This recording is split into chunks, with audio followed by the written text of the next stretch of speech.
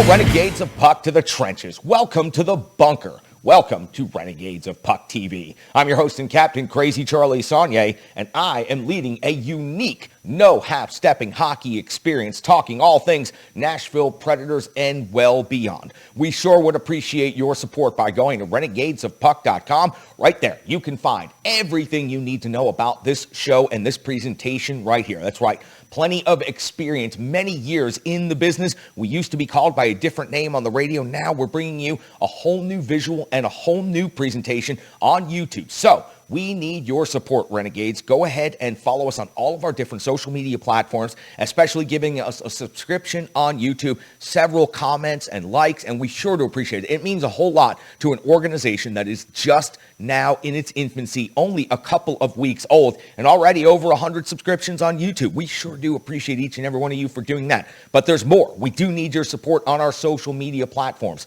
Some of you choose and prefer Facebook. We have a presence right there. So go ahead and give us a like and a follow on Facebook, and go ahead and share those links to all of your other friends on Facebook. That is something that is so critical to getting this operation out there in front of people. Remember, one renegade at a time. And how do we do that? Through you helping us recruit here in the trenches. Also, Twitter at Renegades of Puck is a very easy way to follow the show on Twitter. So again, make sure you're retweeting, make sure you're liking, make sure you are passing along the links as we post them on Twitter. You might have noticed a whole new presentation on Twitter from the last video. That's right. We are continuously making upgrades and trying to make things better here in the bunker. After all, we just started doing this a couple of weeks ago, and I feel we're already in a very good spot. But what makes me happiest of all is the direction that we are going, and I know how much better things are going to get as we go through the next 5, 10, 20 shows into the season. So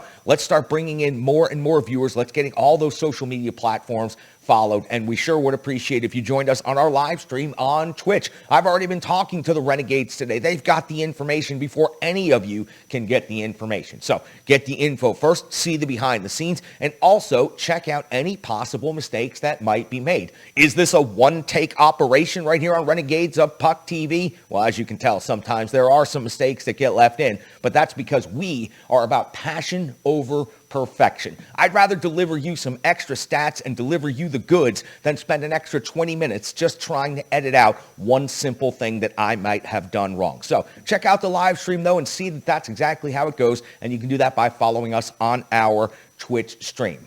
Quickly, our partners, including you, Rebirth Sports. Look at this hockey jersey and look at the other jersey examples and other examples I'm giving you right there on the screen. Hockey tailors. They can outfit your team, your group, and make you look as good as the 2016 Stanley Keg champion Mighty Drunks and all of the other teams that they are making look so good out there. I'll be sharing more information about Rebirth Sports coming soon, but please check them out. Give them some love on social media. You see that we tag them in all of our videos for Renegades of Puck TV. Let them know. Give them some stick taps for supporting the Renegades of Puck. When you support independent hockey coverage, you deserve to get a little bit of respect out there. Also, Stripe Digital Solutions. I have been emailing back and forth with Stripe Digital Solutions about a bunch of incredible new ideas. Not only does Stripe Digital Solutions maintain and manage my website, renegadesofpuck.com, but it has also helped me in so many other ways, helping me create this logo, helping me create new and different, unique ways to market the show and get us out there in front of each and every one of you. You may have even seen a couple of our ads going around on social media. We appreciate each and every one of the support that those are getting. That is, again, helping us build the Renegades of Puck, and that's exactly what we need to do. We need to build it so it can become a force for good in the hockey community, with all of the toxicity and all of the crap and all of the organizations out there that simply do not meet what you need for hockey and hockey coverage. Not only are we willing to go to the hard areas, tell you the truth, share strong opinions, and bring you accurate information, analysis, and also bring it to you from the front lines, but we do it in a positive way, and we do it in a good way. Yeah, sometimes we're critical, and sometimes we got a lot to say, but you know what? When you're no half-stepping, that means you include all, and diversity just makes us stronger here in the trenches. One opinion means nothing. Every opinion funneled in together to bring me the intel, that's what I need. That's why I encourage each and every one of you Renegades to jump in the trenches with us. Again, Stripe Digital Solutions is helping me reach all of you. And Strong Style Fitness. Almost 150 videos now on YouTube, completely free for you. A certified personal trainer that is offering her experience, her wisdom, her knowledge, and her expertise completely for free. You can donate to Strong Style Fitness, and you can absolutely help Strong Style Fitness continue building the brand. During the pandemic, everything was shut down. All the gyms were shut down. Well, this was the source to go to keep yourself in shape. From beginner level to expert, she has videos for each and every one of you. Get moving, Renegades. Get up off the couch and keep yourself in good health. A healthy Renegade is a happy Renegade, and I want you Renegades with me in the trenches for as many years as possible. So let's get moving with Strong Style Fitness. You can be a partner of the show. Scan the QR code on your screen right now. Make a donation to the show. Anything helps. You can see already where we're starting to add some things around the bunker. I'm going to reinvest every dollar I make in the first year off of this project back into the project. I envision a second microphone right here, a second position for a co-host right next to me right here. We have the room, we have the technology already. We just need to keep adding a little bit more and a little bit more. And I've already reached out to some really cool special guests that are willing to come to the bunker and hang out with us. And I sure would love to start getting their autographs right here on this nice wall behind me and getting them right here on the stool next to me so we can bring you even better hockey coverage right here. So we are making a lot of things happen. So give us a donation if you possibly can. And there's a couple of you out there right now that I just want to say just the absolute stick taps, love, respect. Some of you have given me money to get some coffee to keep these late nights going. Some of you have given me money to add equipment to the bunker, and I appreciate each and every one of you for what you're willing to do. Remember, built by Renegades for Renegades. It's so important to me that we do this together. After all, I gave up a career after 25 years in the entertainment industry and professional radio to come here and build this project for all of us, not for me, not just for any one particular person, but for all of us, to raise the level of hockey coverage and to make things the way they ought to be around the glorious game. Renegades of Puck are all about no half-stepping, and that means doing the right thing and going the extra mile. Now, let's get into everything that we need to get into to talk about the next game for the Nashville Predators, which unfortunately is against the Chicago Blackhawks. And while you know, because it's good for business, I always want the Nashville Predators to win their hockey games, this particular meeting, I want the Nashville Predators to go into Chicago and absolutely stomp them. I want the Nashville Predators to have a lopsided score that gives me a reason to sit back and chuckle and come on here and continue doing the same. Normally, I'm not that mean-spirited, but this particular franchise deserves to take a beat down at the hands of the Nashville Predators right now. Now, let me get into the actual particulars of the matchup and the game, and then I'll let you sit back and decide how you want it to go. The Nashville Predators currently sit in fourth place in the Central Division after 11 games played. They have a record of 6-5 that is good for 12 points. They are 3 points behind the St. Louis Blues, who sit at 15. They are 2 points behind the Winnipeg Jets, and they are tied with the Minnesota Wild. The Chicago Blackhawks find themselves in 7th place in the Central Division. They've played 12 games on the season, and they have a record of 1-9-2. But 7th place in the Central is not last place as it traditionally had been because the addition of the Arizona Coyotes, who after 11 games are 0-10-1 and only have 1 point. Good news for the Nashville Predators. The bottom 2 teams in the division are on the Pred schedule coming up in the next 4 games. Chicago will be the next game. Then the Nashville Predators will head off to Dallas and St. Louis Wednesday, Thursday as a back-to-back, and then finally get another home game after the long CMA road trip, and that will be hosting the new Central Division rival Arizona Coyotes for the first time. Preds head immediately back out on the road. 16th of November, they'll be in Toronto. The 18th of November, they will be in Ottawa. Now, this is the first of 4 matchups between the Preds and the Blackhawks this season. Because of the addition of the Arizona Coyotes, the number of games between teams in division have been reduced, and frankly, I like that. I was tired of seeing the Central Division teams 5 times per season. So the Preds and the Blackhawks will play a total of 4 times. The next time they'll meet will be in Chicago again for the second and final time. That will be on December the 17th. Then on January the 1st, New Year's Day, the Preds will host the Chicago Blackhawks on home ice. And then April the 16th will be the final meeting of the season between these 2 teams. Now, I mentioned that the Blackhawks are absolutely brutal, 1-9-2 record. Just taking a look inside their last 5, that is where they picked up their victory now,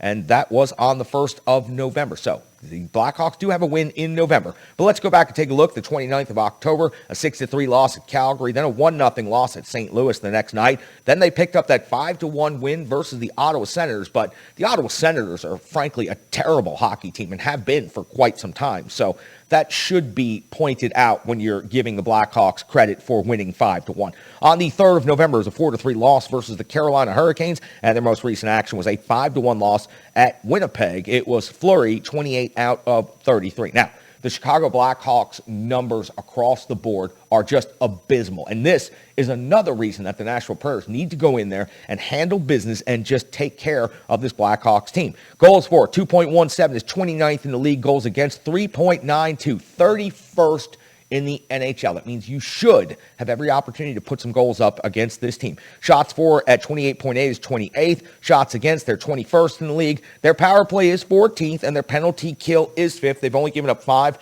power play goals against on the season. But for the Nashville Predators, they should be able to take advantage because they actually have a higher rated than 5th power play. They are ranked 4th in the NHL, and now they have scored 10 times on 35 opportunities. They're converting at 28.6%. That is highly impressive for this Nashville Predators team, who never have a good power play, at least not in recent years.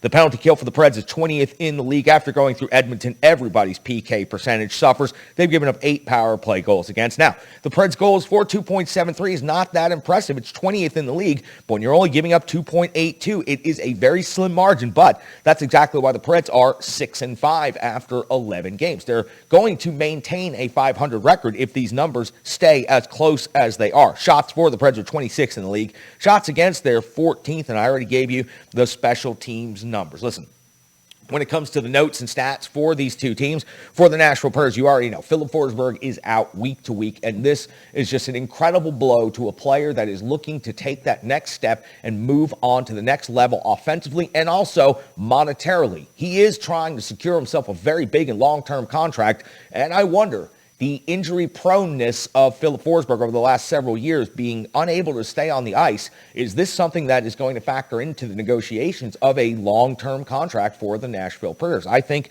it absolutely is, and it's going to be a very difficult discussion for all of us to have, but probably a much more difficult discussion for David Poile and Philip Forsberg's representatives, because I am starting to wonder if Philip Forsberg is going to be part of the long-term plans of this Nashville Predators. That's something I never thought I would say. I thought he was going to be a star here for so many years to come, but he's unable to get through a number of games every season. He finds himself injured, and he's also found himself in some incredible scoring drought. So do you really want to pour a long-term, lots of money into an injured, inconsistent winger who sometimes takes 30 games to score 3 goals in the season?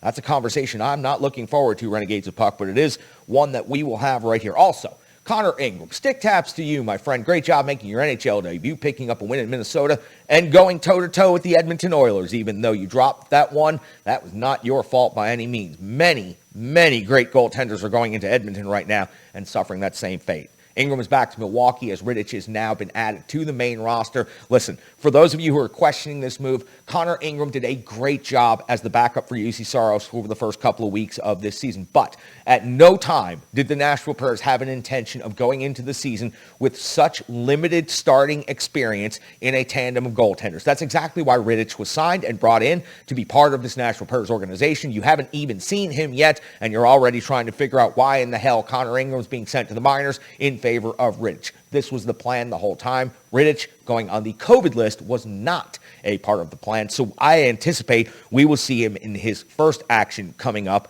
either Wednesday or Thursday as this road trip wraps up with a back-to-back at Dallas and at St. Louis. Perhaps the Dallas games where you get Rittich in, you save Saros for the second night in St. Louis, who is currently sitting in first place. Stats for the Nashville Predators. I've mentioned UC Saros a couple of times now. Let me tell you how he's doing this season. 5-4 record so far, a .923 save percentage, and a 2.34 goals against average. And we saw him in Calgary on this road trip put up, without a doubt, his most impressive stretch of hockey to this point in the season. Followed that up with a very good professional effort in Vancouver that we're going to recap here in just a couple of moments. Roman Josi leads the team in scoring and also leads all NHL defensemen in scoring with 12 points on the season. Matt Duchene's got 5 goals and 5 assists for 10 points. Grenlin's got 2 goals and 8 assists for 10 points. And Ryan Johansson, 4-4 for 8. So for the Nashville Predators, the top names are performing at the top levels. When it comes to Chicago, Tyler Johnson's going to be on injured reserve, and you won't be seeing him in this game. You will be seeing Patrick Kane, who's leading the team in scoring, 5 goals and 6 assists, is 11 points.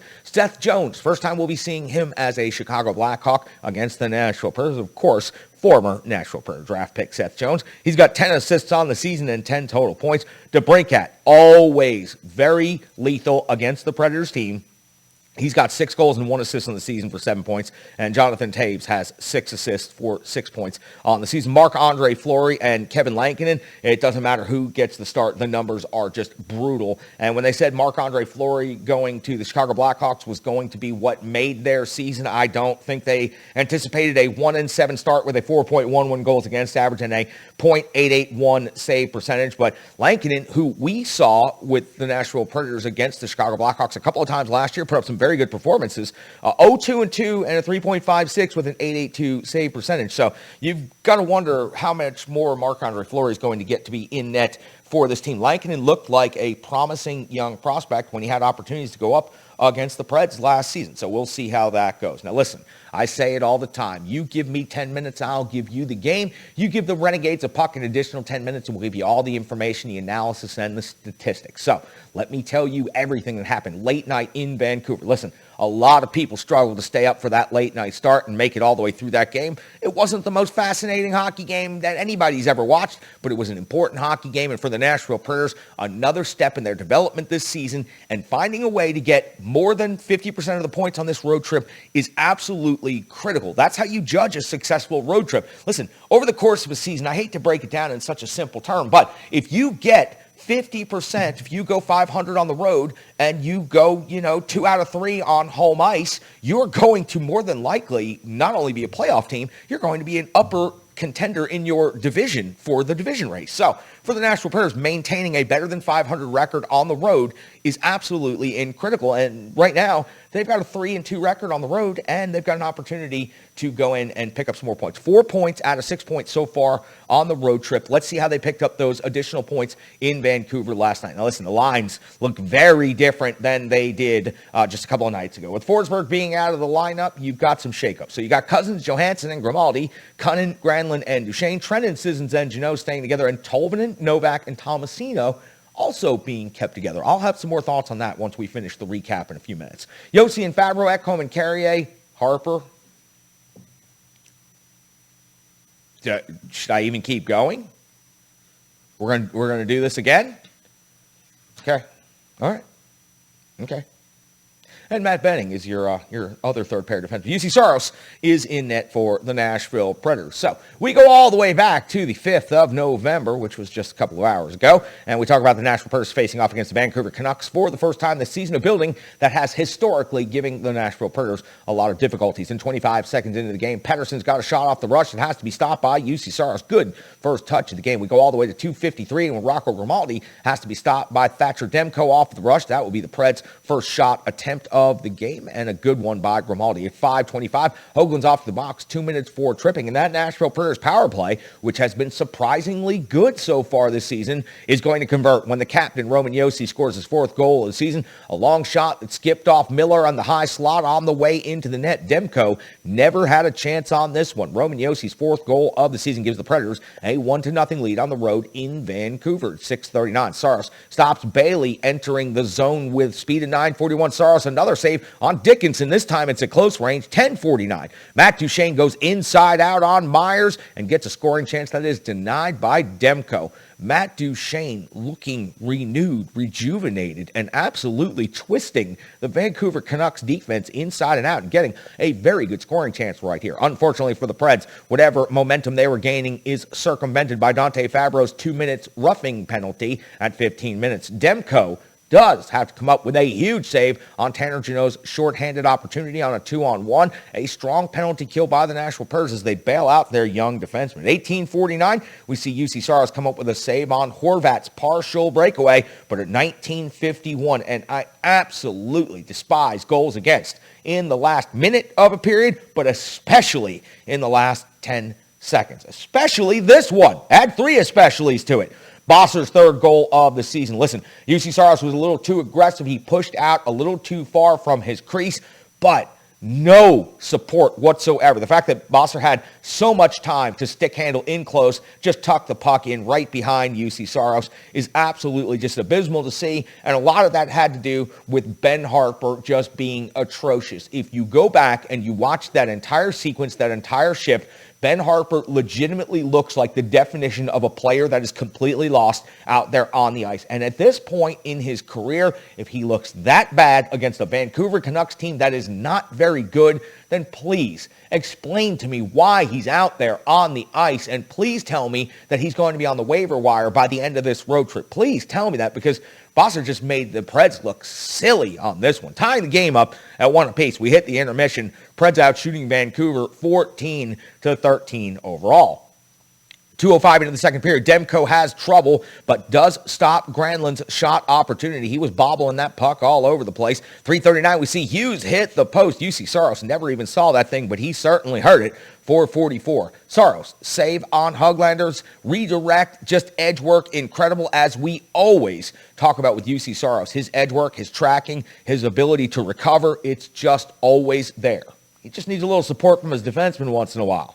Thomasino's off to the box, 2 minutes for tripping, unfortunately, at this point. But the PK for the Preds is just continuing to do good things, not just keeping Vancouver off the board, but we see Thomasino get a breakaway just as the penalty kill expires right out of the box, receives the pass, but is stopped by Demko. We hit the 10:08 mark of the second period, right at the middle of the game, and we see Höglander getting his first goal of the season. Again, just like the first goal against for the Nashville Predators, it was a tight stick handle in close range when UC Saros got himself maybe a little bit too far out of position. Not something we typically see. I am very much looking forward to MOSTRODAMUS giving me some critical analysis and breakdown on both of these goals, because I felt like this was very uncharacteristic for UC Saros. And again, just not getting the support that is needed. Vancouver has a 2-1 lead, but Matt Duchene is responding again immediately. His fifth goal of the season, he goes legacy move for the Nashville Predators. He channels Vern Fiddler and he goes forehand, backhand on the partial breakaway,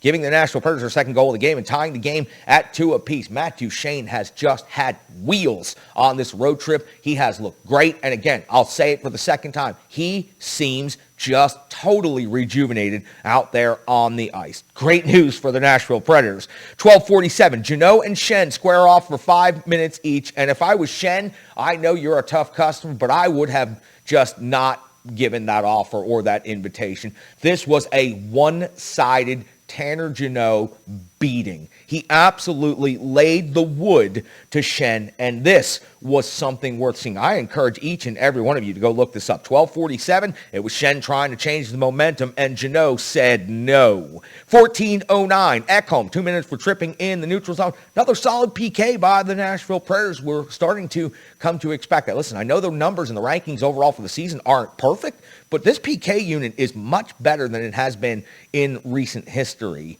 We see 16:57 come across on the clock, and Demko is robbing Thomasino from the low circle. 18:26, Myers off to the box, 2 minutes for tripping on Grenlin, who was driving the net hard and working to earn the Nashville Predators a power play. And then Thomasino finally gets the opportunity to convert. His third goal of the season, Novak to Cunnin to Thomasino, the high-low tic-tac-toe, and Thomasino does convert on this one, giving the Preds a 3-2 lead as we head into the intermission. So the Nashville Predators have 2 power play goals in this game, and Thomasino is able to convert, and he was as happy as could be, and the whole team was very happy. I'm very happy with Philip Thomasino so far. Nashville out shooting Vancouver 25-22 after the second period. Looking to get into the third period and secure yourself a victory and 2 points, but 3:08, Horvat off to the box, 2 minutes for hooking. The Nashville Predators unable to add to their lead. 0 shots on goal. As a matter of fact, very little pressure at all. 6:58, Carrier gives Vancouver a chance to get back in the game. 2 minutes for interference.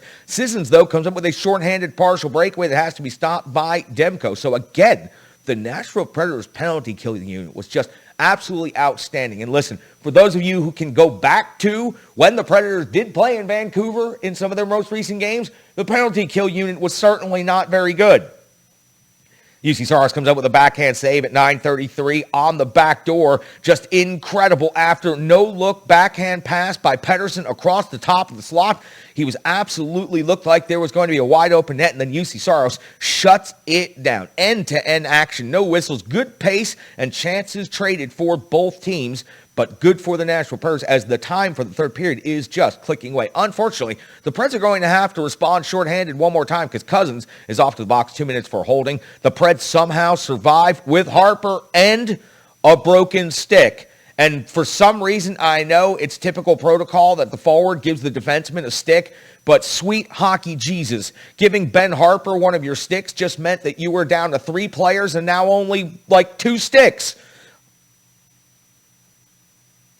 I'm just saying. I don't get it. I don't get it. I don't understand. I don't understand Ben Harper. Pressure after power play is relentless for Vancouver, but UC Saros and the Nashville Predators are able to bend, not break in this scenario. We work our way all the way to the empty net scenario with 1:49 remaining.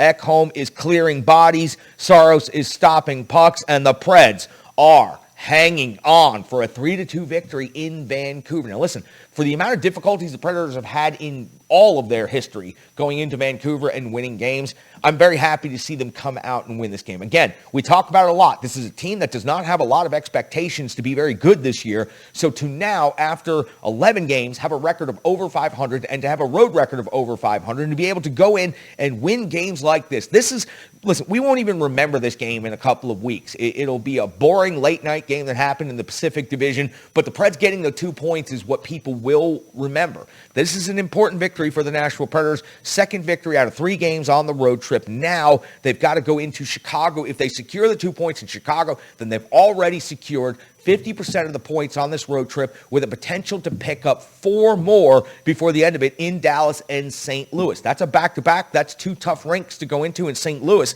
is off to a great start this season. So for the Nashville Predators, keep doing what you're doing. Add points where you can. Vancouver was a great opportunity. Chicago is another great opportunity to add a couple of points. Listen, I've got a couple of thoughts that I want to share with you, but I got to get to MOSTRODAMUS because a lot happened with UC Saros in this game. Some impressive saves, but also some questionable aggressiveness at times and a lack of support by the D. I want to know what MOSTRODAMUS has to say all about that. So let me give you the numbers in net. Saros, 26 out of 28. He does pick up the victory, the 2 goals against. Again, I want MOSTRODAMUS' critical analysis on this. He's the starting goaltender of the Renegades of Puck. You can find him on Twitter at GreekGoalie35. MOSTRODAMUS, make me smarter. Thank you very much, Charlie. The Preds hold on for a 3-2 victory against the Vancouver Canucks. I told everybody before the game, get your coffee ready. The Vancouver Canucks play tight, close games. This one, much of the same, a 3-2 victory again for the Nashville Predators, down to the wire, and the Preds hold on.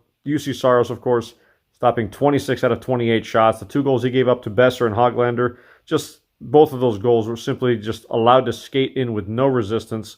And credit to them for using Saros' aggressiveness against him, but just simply no help for UC Saros on either one of those goals. They were just allowed to skate on in and do whatever they needed to do. Got him outside of his crease a little bit, and were able to tuck the puck behind him with nobody giving Saros any assistance whatsoever on that. So can't really blame UC Saros for that. But UC Saros overall, I said it several games back. Last season when UC Saros had bad games, particularly when he gave up 6 goals, he rebounded very, very quickly. Well, he's played 4 games since he gave up 6 goals to Winnipeg. He's given up a total of 7 goals in those 4 games. And guess what? 4 straight victories in those games for UC Saros. Overall, 7 of his last 8 starts, he's given up 2 goals or less. He's giving the Preds an opportunity to win every single time he's between the pipes. That's all you can ask your goaltender to do. So, again, fantastic job by him. Didn't face as many shots as he has in prior games, but he stood tall, particularly on that save on Vasily Podkolzin in the third period. Fantastic pass by Elias Pettersson across the ice. And Saros, again, reading the play, using his edge work to get across.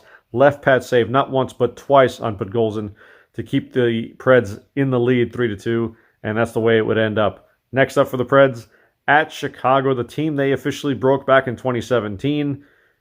They are now 1-9-2 on the season. The Preds should be able to feast on Chicago. Been a rough go for them, as we know. No pity from anybody in the NHL as far as I'm concerned. Charlie, back to you.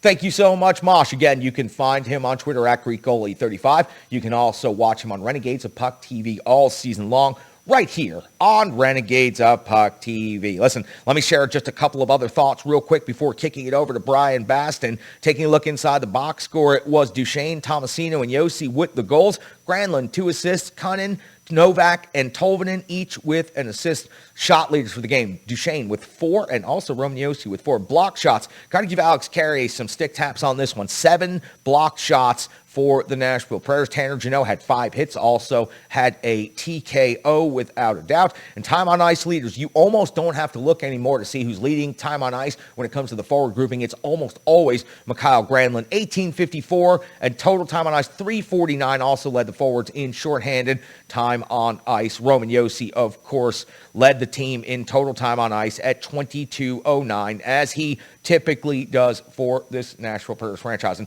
just a couple of thoughts before I kick it over to Bryan Bastin, and then before we kick it over to the next thing. Thomasino, Novak, Tolvanen developing chemistry together. And listen, a lot of people concerned that Tolvanen getting moved to the 4th line was going to limit his ice time. And also with Forsberg going out of the lineup, you can use that offensive punch up there. Now, John Hines' explanation is he wants this line and this group to develop some chemistry together. Thomasino getting the game-winning goal shows that they are developing that chemistry together. We've also seen some good things out of them at times. Sure, I'd love to see Eeli Tolvanen getting more minutes and more time, but if there is a purpose for what is happening with his lineup placement right now, then I am okay and I'm willing to let it develop. And when I see it developing right before my eyes, I'm very excited about it. Now, I see Philip Thomasino. I want to just mention him and highlight him. 3 goals is tremendous. Listen, how many times did it take Philip Forsberg 30 games to get to 3 goals? And yet, plenty of patience there. Philip Thomasino's only 9 games into a season, and he is just getting his NHL career started. He's already picked up 3 goals, and I'm highly impressed with everything I saw out of him at prospect camp, through training camp, and now through the first part of the season. He's just going to continue getting more confident, getting better, and as he develops the chemistry with his consistent line mates, who knows? There could be a diamond in the rough coming soon. But I think Phil Thomasino is a good player, and I think that he is going to be here for a long time moving forward. Matt Duchesne, renewed. I've said it multiple times throughout the show. He looks fantastic out there on the ice. Stick handling, skating, going to the hard areas. Everything he is doing right now is working. I just hope he can continue that type of pace throughout the season. Nashville Predators fans are always willing to forgive. They won't forget, but they will forgive Matt Duchesne if he turns it all around. Now with 5 goals, he's well ahead of his pace from the last couple of years. And honestly, aside from maybe the first 5 games that he was a Nashville Predator, right now, Matt Duchesne is playing the best hockey that he has played overall as a Nashville Predator. And I wanted to mention Mikhail Grenlin. I love this guy. John Hines and Mikhail Grenlin, that is a combination that works together. John Hines clearly saw something in this player that Peter Laviolette maybe did not see. We know Grenlin struggled mightily under Peter Laviolette. As a matter of fact, we were wondering why the trade even happened after a while, because Grenlin was just not performing. The coaching change happened, and Mikhail Grenlin became a whole new player. Now, last year, I thought it was a gimmick. Putting him at center and giving him so many minutes, putting him in every situation, I thought it was a gimmick to up his trade value, and everybody could see that could be plausible. David Poile was certainly looking to make roster changes, but Mikhail Grenlin, in 2 opportunities for the Preds to trade him at the deadline, they have not done so. And John Hines clearly recognized something in him. Now they've signed him long-term, and I am so looking forward to his continued development. Listen, sometimes you don't notice him because he's quiet out there. He doesn't chirp. He doesn't do a whole lot of talking, and he just goes about his business. Every time you see a player in the hard area, it's Mikhail Grenlin behind the net, in the corner, in front of the net. He goes everywhere that he needs to go to make a play happen for his Predators teammates and his team. I absolutely love watching him play hockey, and I look forward to continuing watching his growth and development. I don't think Mikhail Grenlin has maxed out in any way, shape, or form yet. I don't know where the stats can get for him, but so far, in the early part of the season, offensively looking good and going to all of the most important areas. And that PK unit was incredible in Vancouver, and he led the way at 349. Oh, and Ekholm, that's the defenseman that was out there with him the bulk of the time, 429. And finally, my thought on this. Free Myers.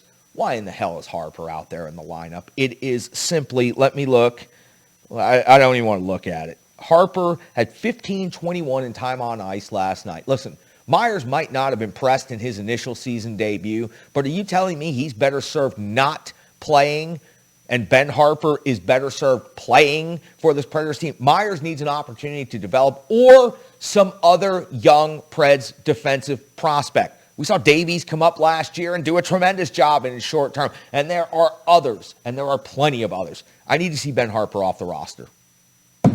David Poile usually makes a small roster adjustment right about the end of the CMA road trip, right around the 20th game of the season. We've now played 11 games on the season for the Nashville Predators and their schedule. I think it's time for a small roster move, and I think it's time to admit that keeping Ben Harpur was a mistake, and also you should go ahead and double admit that losing Rem Pitlick to keep Ben Harpur was a big mistake. Whether Rem Pitlick turns out to be anything in the league, keeping him as a prospect, as a young player, over a sinking battleship would have been much better. Listen, back to the show. It's Bryan Bastin. He runs the Renegade Analytics desk. He's got some very serious and intense things he wants to talk to you about. He's also going to bring you some analysis and some numbers. I'm so happy to have Bryan back on the show. I love Bryan Bastin. I love the Renegades of Puck, and I appreciate each and every one of them for the different perspectives and opinions that they bring here in the trenches. So you heard from MOSTRODAMUS. Now let's hear from Bryan Bastin. Then we'll come back and we'll let the Ultimate One close things out because he's salty and he's got a lot of things to say. But first, let's check out Bryan Bastin from ontheforecheck.com. He runs the Renegade Analytics desk. He's got the numbers you need to know. Bryan, the show is yours. Thanks, Charlie. Heading into tonight's matchup against the Vancouver Canucks, there were a handful of items that I was watching for as the Nashville Predators closed out their 5-game Western Canada road trip. First off was team discipline. Now, we've seen so far early in this season that the Predators have been taking penalties maybe a little bit too much. But fortunately for this team, the special teams units have been revitalized this season, and tonight was no exception. The Nashville Predators went 5 for 5 on the penalty kill, something that has been historically a weakness for the Predators, and 2 for 3 on the power play. Coming into tonight, in fact, the Predators were 9th in the NHL in power play percentage, something that I don't know that I can ever remember happening before. But one thing that did help them on this was the play of goaltender UC Saros, which was the second thing I was looking out for tonight. Now, it's well documented that UC Saros has a rough start to most seasons as he comes on, but since taking over the reins as the full-time starter for the Nashville Predators, Saros has course-corrected pretty early after a bumpy start and is in mid-season form and possibly stole this game for the Nashville Predators. The final thing that I was looking for tonight was how this team would respond without veteran leader Filip Forsberg. Now, Forsberg is out week to week with a shoulder injury with no official timetable of when he's going to return. But why this is so important to me tonight is that after this season, Filip Forsberg is a free agent, and there's no guarantee that he'll be back. Whether or not that means that he's not going to come back on his own volition, or he's not going to be part of the competitive rebuild GM David Poile has mentioned. So, what will this team do, and what will they look like without Filip Forsberg? So far, the results are pretty encouraging. We've seen outstanding play from some of the rookies. We saw Philip Thomasino connect on the power play for a beautiful goal after a near miss earlier in the game. We've seen Tanner Jeannot continue his rise to superstardom, it seems like, as a rookie coming out of seemingly nowhere. And so the future does seem bright. But even better is the play from the high-powered, high-paid centers such as Ryan Johansson this season, and of course, Matt Duchene. Matt Duchene has backed up his incredible transition ability from last season since he's arrived in Nashville to actually getting the puck in the back of the net. And he's got that monkey off his back, and the puck luck is going his way just a little bit more.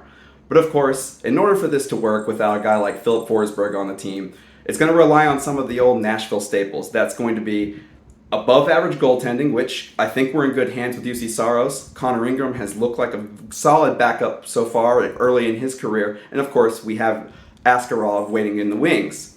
But there's going to have to be more. This team is going to have to be able to persist when the pucks aren't going into the net like they want. The shooting percentage has been pretty high for what we see normally from the Predators. But with Coach John Hines' emphasis on creating quality shots, something I talk about quite a bit, I think this team is in a better position to succeed in this. And yes, it might be a little bit more boring from what you might used to. It's a lot more low event hockey.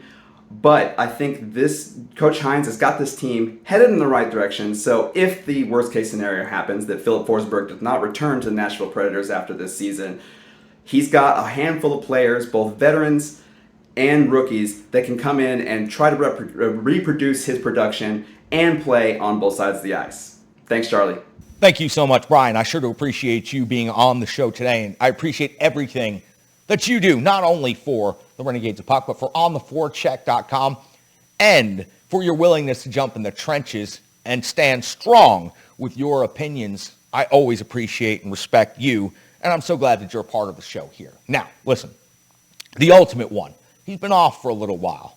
He's been dealing with some things, and he's had some things to work out, but he's got things that he wants to say, and he wants to spend a little bit of time with the audience. And I told the ultimate one that when he was ready to come back to the show, that he was welcome to go ahead and close out that episode. And I'm going to let him do that right now because he's got some very intense things to say, and I want to give him the floor and let him do that. So, Renegades of Puck, I'll thank each and every one of you for jumping in the trenches with me today and giving me the opportunity to inform, educate, and also entertain, and do it in the most no-half-stepping way possible. Please, give us a like, give us a subscription, give us a follow, give some stick taps to all of our great partners. And remember, I love each and every one of you. Stick taps, love, respect.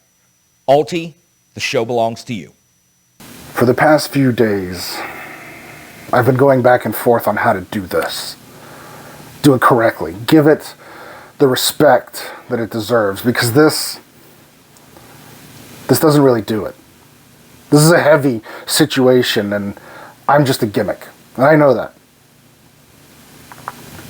But I've also decided it's time to go back to what we know and what we do. And as Renegades, we stand up for what's right. We may be rebellious. We may be in your face. No holds barred. No half-stepping. But we do it respectfully. We'll kick your ass and we'll shake your hands and buy you a beer afterward. Sometimes. But Chicago, you deserve everything that's coming to you. This is more than just a rivalry. You've put a target on yourselves. And the sad part is, most of the players and staff on that team today weren't there in 2010. And those that were put their foot in their mouth every time they speak. Whether they're in Chicago or on another team. Hi, Donkey. So this season's going to be a reckoning. The fans are going to take their hockey back from you. We will stand up for Kyle Beach. We will stand up for the 16-year-old high school kid. We will stand up for the countless other victims that haven't and maybe never will come forward. And that goes for the league too. Barstool Sports doesn't quite match with hockey is for everyone, does it? Does it? But I can't fight the league. But we can fight Chicago. A lot. Won't be the first time we see you this season. Won't be the last time. And I hope every single time you are reminded of what you did through loss after loss after loss. It's great that you vacated Brad Aldrich from the cup. Vacate the team. Vacate the cup. It's more than just a hockey rivalry. It's doing what's right. It's doing what's right 11 years ago. It's doing what's right now. I want this victory so bad I can taste it. Not just because it's a rivalry, but because you have brought despise. You have brought slime. You have brought disgust on yourselves and on this league and on a game that every renegade eats, breathes, sleeps, and bleeds. Welcome to hell. The Renegades, we'll be your tour guides. Sleep with one eye open.